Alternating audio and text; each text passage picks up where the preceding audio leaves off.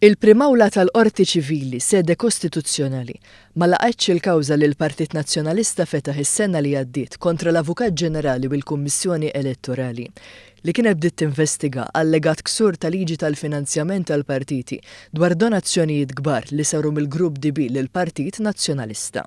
Il-kawża kellha l-appoġġ tal-kap attwali tal-Partit Nazzjonalista, Adrien Delija. Il-Partit Nazzjonalista fetaħ din il-kawża biex jattakka lill-Kummissjoni Elettorali, meta l-istess partit dak iż-żmien immexxi minn Simon Busuttil kien qal li ser jiddefendi il-każ u li m'għandu xejn x'jaħbi dwar il-flus li kien qiegħed jirċievi l-partit mill-Grupp DB biex jitħallsu s-salarji tal-ogħla uffiċjali tiegħu. Dan bi ksur tal-liġi tal-finanzjament tal-partiti. F'sentenza ta' kważi 150 paġna, l-imħallef Joseph Zammit McKean ma laqax it-talbiet li saru mis-Segretarju Ġenerali tal-Partit Nazzjonalista Clyde Puli u Mark Antony Sammut bħala President tal-Kumitat Eżekuttiv tal-Partit Nazzjonalista fosthom li l-investigazzjoni tal-Kummissjoni Elettorali kienet tikser id-drittijiet fundamentali tal-Partit Nazzjonalista. Qalet li l-Kummissjoni Elettorali hija mwaqfa bil-Kostituzzjoni, banijiet stabbiliti mill-Kostituzzjoni stess u hija organu indipendenti li joffri l-garanziji meħtieġa. L-imħallef xejjen ukoll l-allegazzjoni tal-Partit Nazzjonalista li l-proċess kien ivvizzjat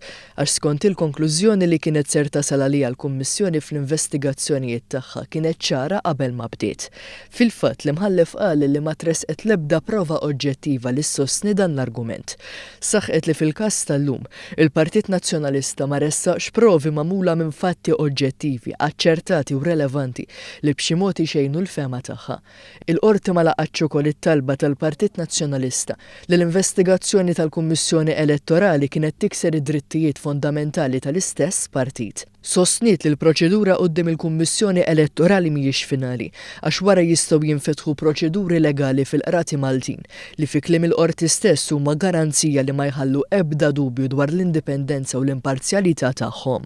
B'reazzjoni, il-Gvern appella lill-Oppożizzjoni biex tikkopera bl-aktar mod sħiħ mal-Kummissjoni Elettorali fil-proċeduri li kienet bdiet dwar l-allegazzjonijiet serji ta' ksur tar-regoli tal-finanzjament tal-partiti politiċi. Qal li dan hu wara kollox jitfit mal-prinċipju kardinali tas-saltna tad-dritt.